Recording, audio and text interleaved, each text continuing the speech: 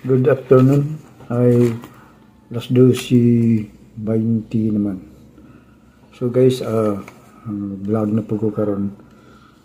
Actually dogan na nagihatag sa Ginoo na ko mga words, then ato ning i-vlog. Revelation 3:15 to 16. Ingon sa diri, I know your deeds, that you are neither cold nor hot. I wish you are one with the other. So because you are lukewarm, neither hot or cold, I am about to spit you out of my mouth. Kaning words naghisgot ni sa mga believers ba, mga Kristohanon nga ning compromise o nabugnaw diha sa Dios, so muni ang iyang gisulti nga si Jesus gisulti nga kabalo ko kay wa maging malilong sa Dios, wa maging malilong sa anak sa Dios kang Jesus Christ kung unsay mga binuhatan diri sa kalibutan. Yung siya nga kabalo ko sa imong mga binuhatan nga ikaw usa ka lukewarm o kanang inadlaw nga tubig ba, kanang nor hot or cold, neither cold or nor hot. Na siya nga san unta upili na lang ka sa isa, or hot ba ka or cold ba ka, ana. So ang tawag ni Jesus lukewarm kay ikaw you are lukewarm nga bugnaw ka o nga init ka o bugnaw. Kung atubang ka sa ko, I am about to spit you out of my mouth. So muna guys, kung ikaw nanaka sa Ginoo and then nangalagod ka sa unang panahon, unya karon kay nabugnaw ka, karon mabugnaw ka na pagkaron di na pud ana sa ba, di na pud ka mo adto na pud. So muni gisulti sa Dios nga luwa ti ka pag-abot sa panahon nga maatubang ka na sa kuha. Ano siya ubot pasabot iluwa. Ingon to dito sa Matthew. Yung sa Lord, diba Lord nga nagasangyam sa imuha, nagapraise man mi sa imuhang pangalan sa imong pulong. Na ingon si Jesus nga, depart from me, I'll never know you. So maparihar nga diri sa Revelation 3:15 to 16. So guys, timailhan din guys nga ganing mo ni nga topic nga akong gisulti kaninyo nga unsang klase ang lukewarm nga gipasapot diri. So mo ni ang number 1. Mahibaw-an ani mo guys kung naana ba ka na nga stage, kung luwauno na ba ka sa Ginoo, sa Dios, kung naa ka ani nga signs, kinahanglan ka mag-repent o mga ipasaylo sa Diyos. So it signs you are a lukewarm. Number 1, Christians don't really want to be saved from their sin. They would only to be saved from the penalty. Kasi kaya mga Christian, baliwala lang nilang kaluwasan. Dili sila maminaw kung sa kamatuoran. Kung na mo share sila, wala lang. Baliwala na sila, marag taken for granted lang. Kaya ang ilang gusto nga kumuduo lang sila sa Diyos, kanang diha pa sila mga ipasaylo, kanang yung nagtinga na. They want only to be saved from the penalty. Masib lang sila sa kung na ay na may penalty. Dapat na maduol na ito, mga ito pa sa ilo. Pero sa unang panahon, wala yun, maminaw. Kung sa'yo gisulti sa Ginoo nga, go and preach the gospel. Share ni mo. Imong pagkainiton sa una. Ang mga Kristohanon sa number 1, di sila gusto mahuluwas sa kasalanan. Sige siya magsala. Maski na ang Ginoo sila. They only want to be saved from the penalty. O di pa sila mulihok. Penalty lang. Hindi kalibutan na. Tuwa sila kabalo nga na kaluwasan, na judgment. Yung bito sa Hebrew 9:27, a man is appointed to die once, and after that, the judgment. Muna. So, naay paghukom, pag-abot sa panahon na mamatay ka. Pagkahuman sa kamatayon, naay judgment. So, ang kamatayon, muna ang window, ang door. Muna ang door sa pagkatubang ni mo sa Ginoo. Maabot ang panahon.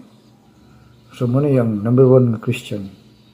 Guys, kung naaka ng repita, pinahula mag-repent ka. Repent ka. Number 2, lukewarm Christians are moved by stories about people who do radical things for Christ. Yet, they do not do radical things themselves. Una, mahibaw ang nani mo guys kay makakita na ni mo, kitanaw ni mo ng mga Kristohanon dyan, nagperform og milagro ba? Glory to God. Pinaagi kang ni Jesus. Nakapaayo sila. Unya, pag ikaw, paayo sila, unya, tanaw sila, yawa na tawagan. Pero, kung ikaw na nga naanak sa tubangan, dili ka mo perform. Nga unta, pariha raman mo ang natawhana. Siya na ay Ginoo, ikaw na may kay Ginoo. Pero dili ka mo perform. Gusto ka siya, tanaw na siya, gusto na yung milagro, pero ikaw, gusto ka milagro, pero kung ikaw ang paperform mo, dili ka. Muna ang mga Kristohanon. Napaisa. Na ay mga intercessor, kuyaw kayo. Tanaw ka, kuyaw kayo. Simba. Ayaw kayo pagsimba. Pero pag paampuon ng nanimo, dili mo ampo. Di kang mo ampo. Muna, siya kagalingon. Muna, ang isa na siyang lukewarm ng Kristohanon. Lukewarm ng Kristohanon. Sala sa lamig, sala sa init. Iluwa gapon na sa Diyos. Number 3. Lukewarm Christians equate their partially sanitized lives with holiness. Ang sabi pa pasabatan ni si Jesus wala mutawag kanato og maluwas ka lang. Kinahanglan mutubo ta madisiplina. Kung nag-antos siya, mag-antos po ka, i-renew na to atong mind. Abot pasabot diri, morning pasabot sa number 3. Murag kuan lang ba, kanang maintenance na lang ba? Maintenance na lang ang kinabuhi. Una, church goer, ato sa simba every Sunday. May pag-abot sa Monday to Saturday, walay gibuhat para sa Ginoo. Masin na lang pag-ampo. Unta. Everyday daily in the life, everyday sa ilang kinabuhi. Bisan na lang unta mag-ampo sa matag adlaw katulo. Kaya ang Muslim gani kalima. Katulo sa isa ka adlaw unta mag-ampo. Communicate. So, kaning nga Kristohanon kung paampuon dili Di ka maumuampo. Muna siya guys. I'm talking to the Christians who are nakatilaw na sa grasya sa Diyos. Nakatilaw na sa grasya sa Diyos. Muna siya. Maintenance na lang ba? Sustain na lang ba? Pagdawat mo kang Kristo, wala, di na mo lihok.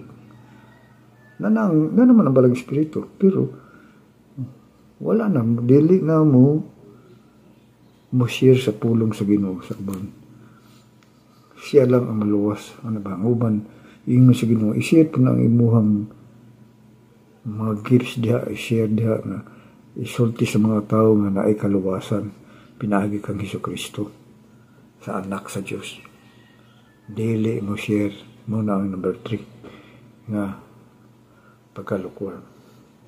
Number 4, lukewarm Christians rarely share their faith with their neighbors, co-workers, or friends. Pariharan ni sa 3. Gi-elaborate lang ang Christian. Panagsara mo share sa pulong sa Ginoo. Iyahang pagtuod sa Diyos nga siya naluwas. Panagsara mo share sa iyahang mga neighbor, may magpanuko, maulaw, mahadlok, nga basin ag pasikansyawan ko, ana. Muna siya. Basin ag basig inin ko nga, reliyon na po na. Puntahon ka, ano ba? Mahadlok ka. Usay, ikailan mo. Maduga, imong i-renounce ang imong faith. Kaya tungod sa kahadlok. Ano? Dili ka mo sulti sa kamatuoran. Sa iyang kauban sa trabaho. Ano? Glory to God sa mga tao nga nag-share sa pulong sa Ginoo. Diha sa iyang mga co-workers, sa iyang mga neighbors. Basta lang nahigayon, makashare ka kung nangalagad ka sa Ginoo. Na kani mga tao na sa number 4, panagsara mo share sa pulong sa Ginoo. Dili gyud mo share. Kay mahadlok maulaw sa grammar o mahadlok kung basin og masugpo nga na. So guys, ayaw pag ana guys, kay kung naa ka na dapat mag-share mo share jud ka sa pulong sa Ginoo.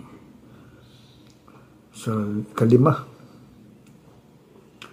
lukewarm Christians think about life on earth much more open than eternity in heaven. O, muna siya nga, pag naay mag-Bible study, mga lukewarm Christian, tapulan mo ato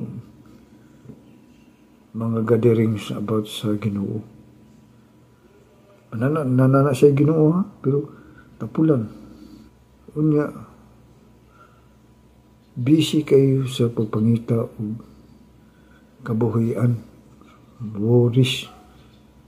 Gusto ba yung madato, ang uban galing na pastor na, pero nangita o gold. Nangita o nanguy-kuy o gold. Ang will sa kalibutan. Nakalimtan na ang mandate sa Diyos nga to preach the gospel. Muna siya. Ang uban gandiha nga gamiton ang congregation para sa mga networking. Muna siya. Muna ang mga lukewarm Christian. Nag-imo silang istoryahon. Naman sa alignment sila. Pero pag-abot ni mo dito, ginegosyo mo nila ng congregation, labi ng cell group. Ginegosyo nila na yung mga downline. Muna siya guys. Muna ang Christian na nagunahuna sa kinabuhi nilang kalibutan na. Kaysa nagunahuna sa kinabuhi sa walay katapusan na kinabuhi sa langit. Muna siya. Sa 6, Lukewarm Christians love their luxuries and rarely give to the poor in a truly sacrificial way.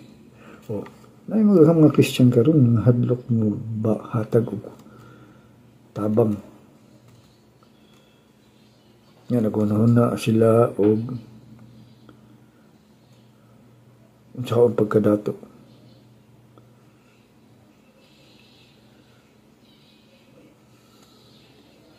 Pero ug naay mga naanay kwarta dili mo tabang.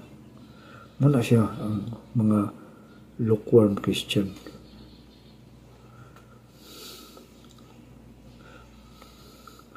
Pakita og unsay mga kabtangan nga naabot. Pakita nga mga gwapo nga kutsi. Pakita nang sa mga kumalahas, ano ba? Panalingan nila ang kakusagin. Pero pag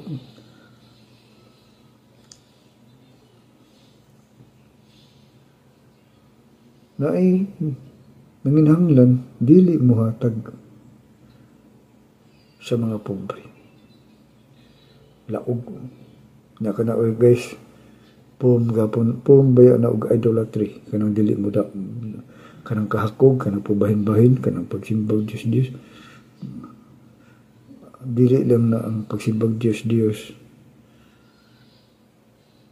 Kanang imahe. Kung dili ka ng imuhong pagkahakog.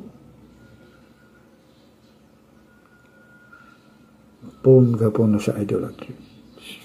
Verse 7. Lukewarm Christian do not live by faith. Una mga Kristohano nang wala naga live by faith. Wala naga tuo sa ilang gituuhan ba. Di ba ang faith is a substance of things hoped for? Di ba? Hebrew 11:1 kung katong mga butang nga wala ni magituo, katong mga butang nga wala moabot pa sa imong gituohan ani mga moabot pa na. Muna ang mga backslide, mga lukewarm Christian, mga backslider, wala naga live by faith. Sa may halimbawa, busy kayo sa trabaho. May worries na pingingon ang Ginoo nga do not worry. Kaya nga ang langgam magani ginapid magana ko. Nabuhi magani na gipagkaon magani na sa Dios Amahan. Unsa pagkakita nga anak. Wala sila ato nga pagtuo. Kaya nga nakalimtan, nakabasa na sila pero nakalimtan. So nagkakalimtan nila nga ang pagkakristohanon, ang pagkaanak sa Ginoo, muli by faith. Muli by faith ka kung anak ka sa Diyos. Di ba? So, number 8. Lukewarm Christian give God their leftovers, nor their first and last. Masabay po, pasabot aning lukewarm Christian. Give God their leftovers, not their first and last. Ginagmay ra ba muhatag ba? Diba ang saingon dito nga po nga maghatag ka nga malipayon. Hatag ka. Dili ka maglinaog. Ang ubang Christian, mga lukewarm, sinsiyura ang ihatag dito sa simbahan. Sinsiyura. Kung ikaw guys nga naakaaning sitwasyon, may pagpasaylo sa Ginoo o usbonin mo ang imuhang lifestyle mo. Balik ka sa Diyos o mga lagad ka sa iya. Kaya nga ang atong kinabuhi, dili na ito hawak. Karang adlaw na apaka niya, pagkaugma, wakakabalo nga, ang ubang, wala na ka. Pagkaugma, ano ba? Kaya dili na ito hawak ang kinabuhi. Ang tanan hawak sa Diyos. Ang kinabuhi sa tao, hawak sa Ginoo. Siya ang magbuon. Ano guys, balik. Kung lukewarm ka, balik sa Ginoo. Para dili ta maluwa o mga espiritu. Di ka isalikway sa Ginoo. Ini katubang nimo kang Hesukristo. Ini katubang nimo niya. Dili ka niya isalikway. Ingnon ka dito nga, Lord, nangalagad bang ko nimo? Ino sa Ginoo. Depart from me, I'll never know you. So, repent and ask forgiveness to God. Then, padayon ta sa papangalagad sa Ginoo. Padayon ta pag-share sa pulong sa Ginoo. In every special way, kung may mga panahon, maminaw ta sa Ginoo, sa Holy Spirit, kung time na ba nga mo share sa pulong sa Ginoo ka ng imong neighbors, ka ng imong co-workers. Then, pag ingon ang Holy Spirit nag-go, then share the word of God. Ayaw ka ulaw, ayaw ka hadlok, kaya nga no, siya man ang mag-guide sa mo. Amen.